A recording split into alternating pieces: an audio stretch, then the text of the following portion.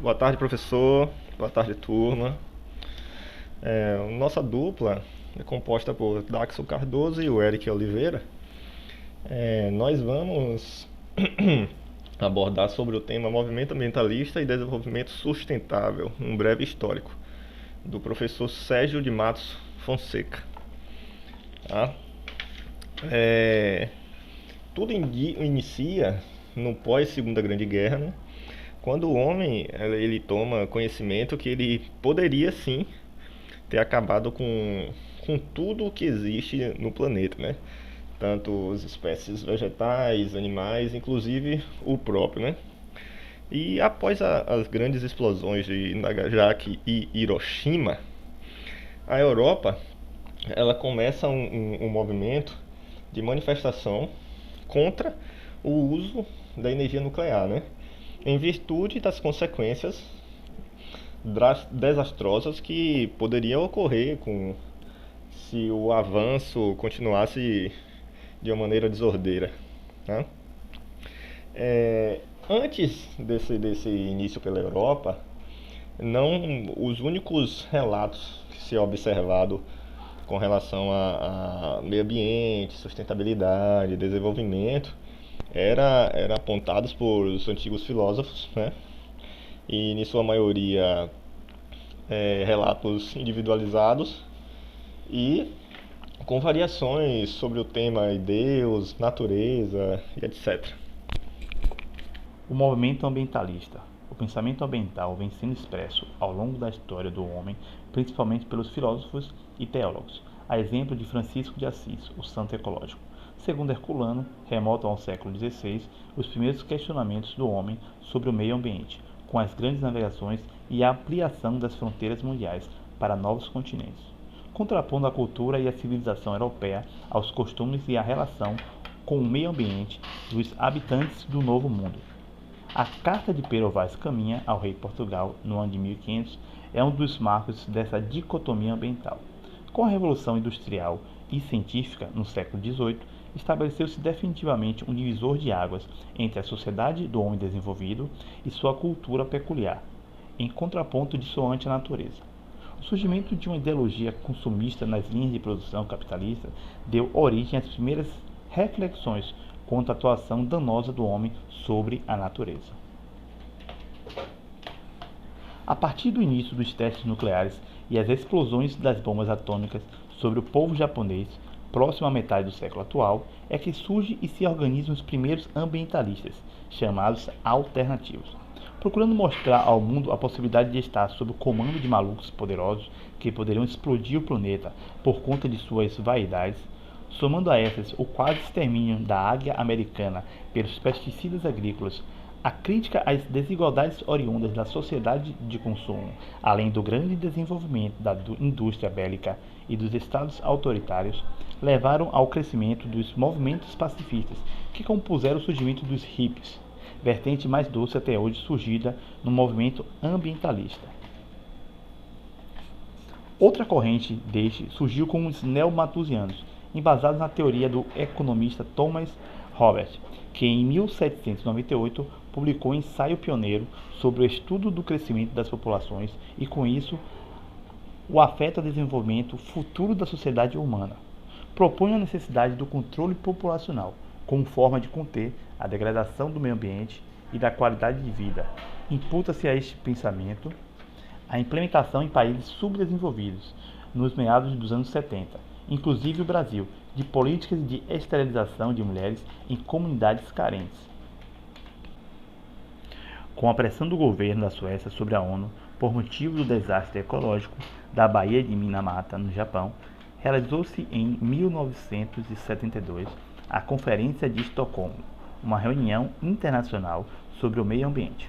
A partir desta surgiram mais duas correntes do pensamento ambientalista, os zeristas e os marxistas.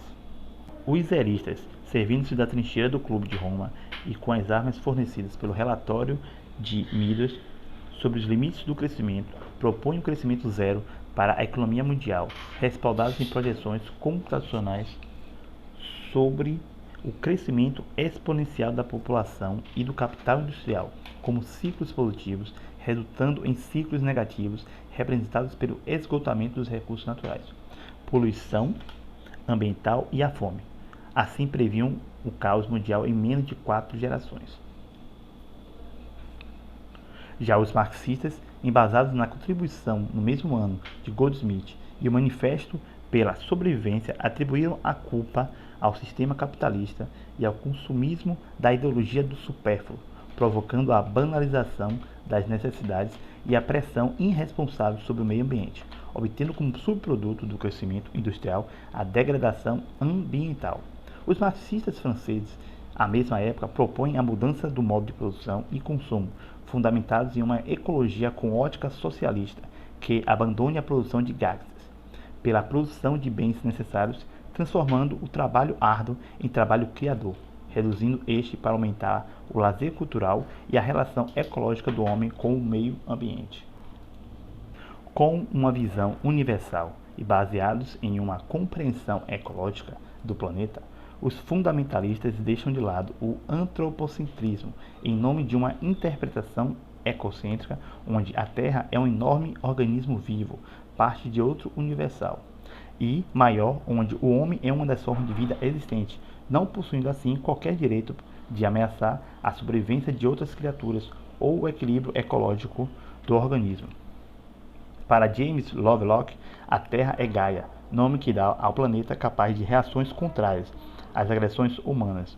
Segundo nosso entendimento, essas reações podem estar refletidas na redução da camada de ozônio em nossa atmosfera, o efeito estufa e o fenômeno El Niño.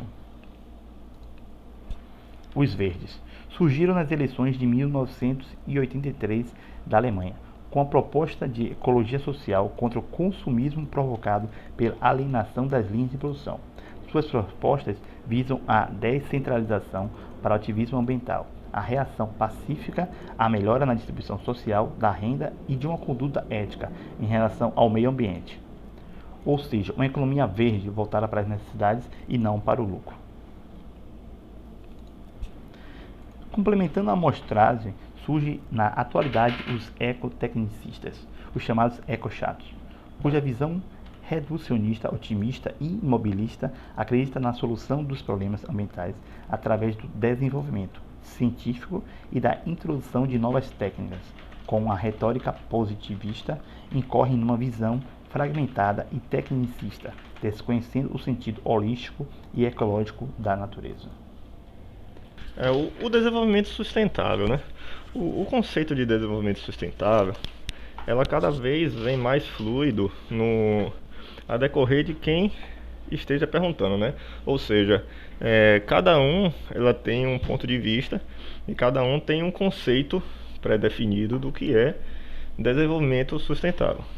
Se pararmos e abordarmos qualquer tipo de pessoa que não tenha um conhecimento realmente específico, quando perguntarmos, ela vai nos dizer que o desenvolvimento sustentável ele é uma mistura de crescimento econômico com a preservação ambiental, ausência de poluição e etc, né?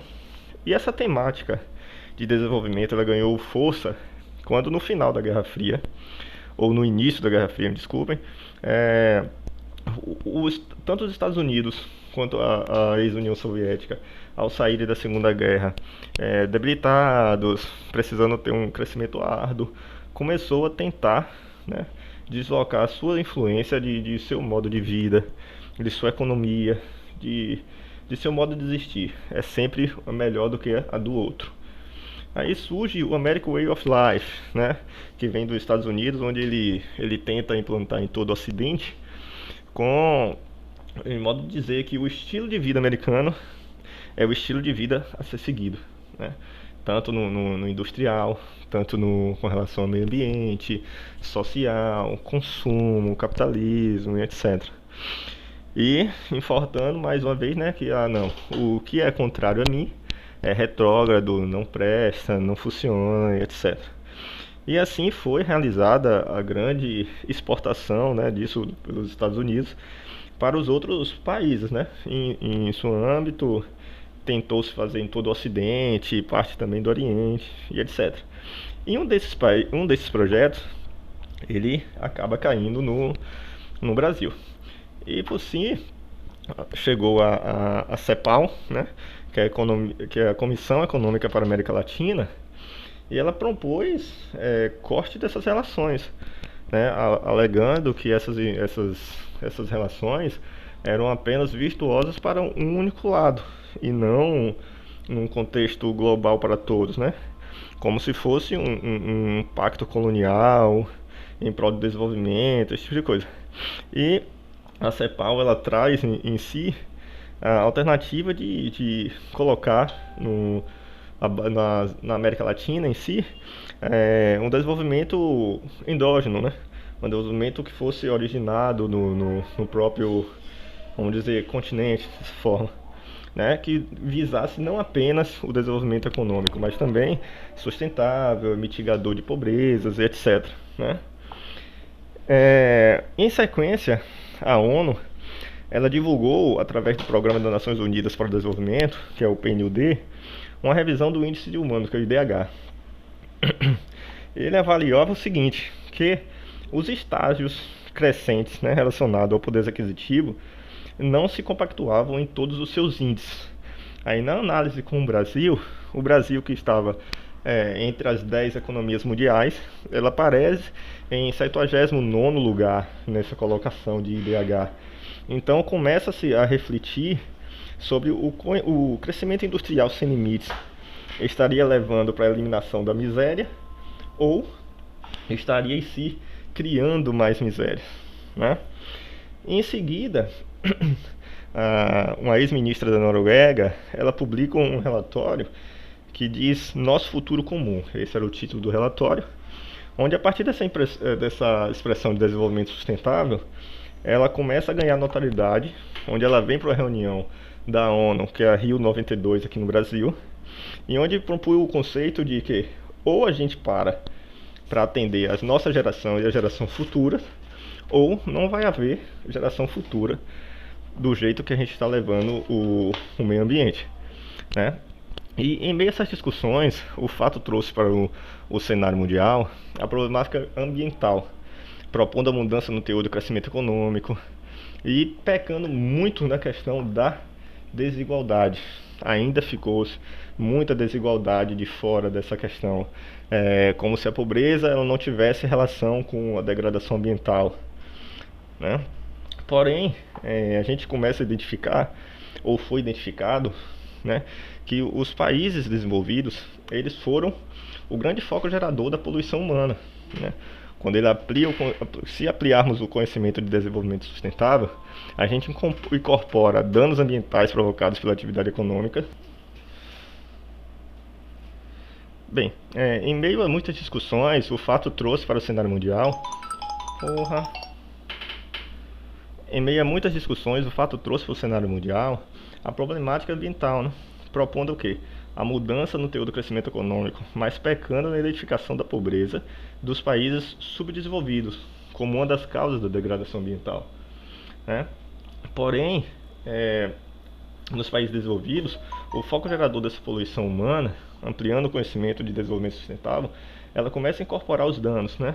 Começa a observar que os custos industriais que foram colocados nos países desenvolvidos e contra-se também os débitos para isso. Ou seja, aquele país de desenvolvimento, o país que é desenvolvido hoje, ele foi um grande gerador de poluição humana, né? Ou seja, você incorpora esses danos ambientais ao grande país desenvolvido hoje, né? E para checar o montante final, a gente observa que o desenvolvimento sustentável como um mosaico de entendimentos. Ou seja, o desenvolvimento sustentável ele precisa ser visto desde a continuidade do domínio imperialista sobre os países subdesenvolvidos, né? Isso precisa ser observado para tentar mitigar, ou como uma forma de relacionamento, ou de um novo relacionamento entre o homem e a natureza em si.